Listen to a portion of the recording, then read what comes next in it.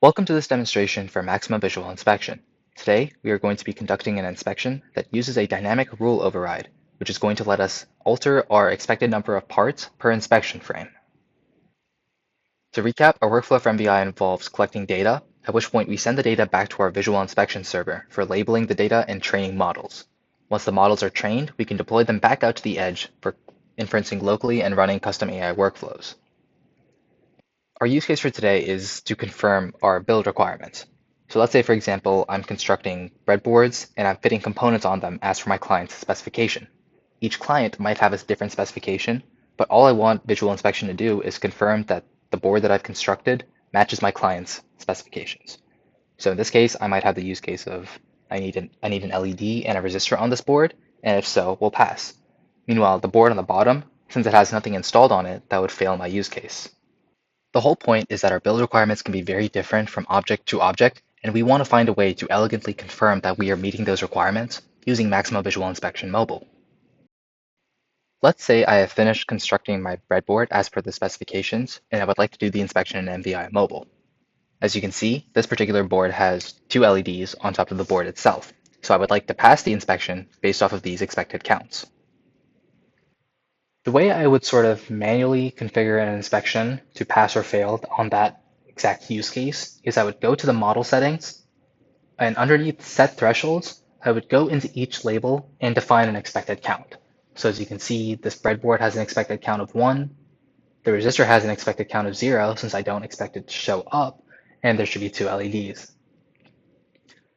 If I were to go back and capture an image, we can see that the inspection passes. We basically sort of hard-coded what we expected the inspection to pass on. Now, this can get tedious very quickly since we would have to go in on each inspection and manually adjust our thresholds. Now, what you're seeing on the left is a graphical MQTT client called MQTT Explorer. We can use it to view the output messages that MVI Mobile generates on each inspection run, or we can also use it to trigger inspections if we use the right trigger message and topic. I've configured MQTT Explorer to use the same broker that MVI Mobile is using, and that is how I'm able to both trigger inspections and read the output messages.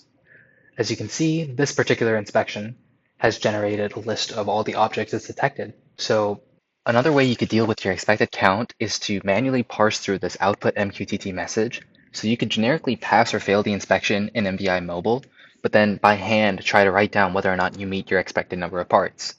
That's very tedious though, and it's definitely something that we don't have to do. I'm going to show you now how we can use a feature called the dynamic rule override. And just by using the exact same inspection, we can achieve a variety of use cases based on just a part's expected count. So as you can see, we have this publish tab in MQTT Explorer, in which we enter a topic, a message, and then once we've done so, the publish button is going to send that message to this exact topic on the broker that we've connected to.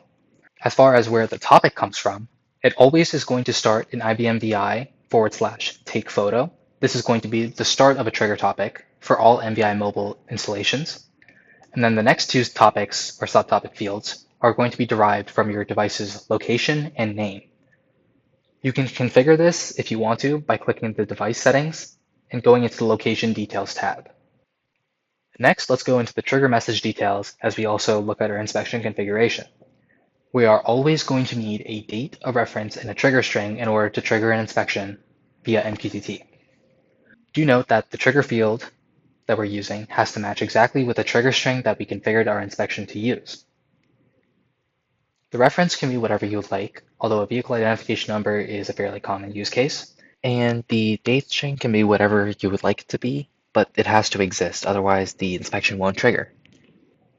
The last part of this trigger message is technically optional, but this is basically our dynamic rule override.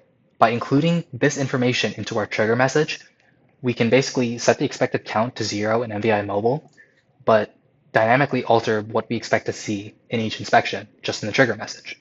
So as you can see, I've already fulfilled a use case of 1 breadboard and 2 LEDs. I'm going to go into the inspection configuration right now, and I'm going to set all of the expected counts to 0. So if I were to run the inspection manually just by itself, it's always going to fail because not a single one of these parts should show up in frame for the inspection to quote unquote pass. So I'll demonstrate that for you right now. I can click capture, I can take the picture, but it's going to fail. Now, if I were to go and use this MQTT trigger message, I need to go back to the dashboard, enable auto capture by clicking the camera on the top right, and start it. Now MVI Mobile is waiting for any message to be published to its trigger topic with the trigger string that it can use for any of its inspections. Just by hitting publish, we're going to see the inspection trigger, but this time it passes. And this is entirely because of that dynamic override that we did. As you can see, we expect one pass for a breadboard, which was defined right here, and we expect two passes for an LED, which is defined right here. Let's say we have another use case. Perhaps I would like to change the expected count of LEDs from 2 to 3. What happens when I hit publish? Well, the inspection fails. Since there's only 2 LEDs on the board and we didn't change that, our expected count is now greater than what's actually detected. Let's look at maybe another use case where we can set the expected count of LEDs back to 2, but perhaps we expect to see a resistor on the screen. So you're going to add that label, add that expected count, and as I return to this auto capture screen and I publish the message, we get another inspection failure. This time, not because there aren't enough breadboards or there aren't enough LEDs, but because we expect to see a resistor and there just isn't one displayed. With this, I hope you're able to see the power and versatility that dynamic rule overrides provide you, and how you're able to alter the use case of your inspection simply by changing the content that you pass in a trigger message.